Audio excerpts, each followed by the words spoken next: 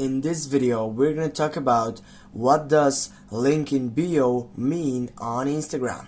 Firstly, when you launch your application and we get right here into your site selection, and for example if you go on the last session right down, or simply if you go into your profile selection, and right here as you can see on your bio setup you have a link session.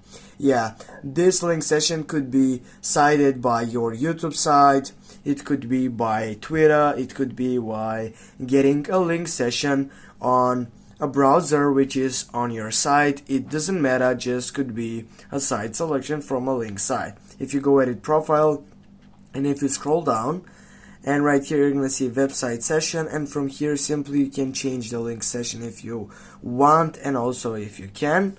And after you got done with all that stuff, you can take it back and get your site selection.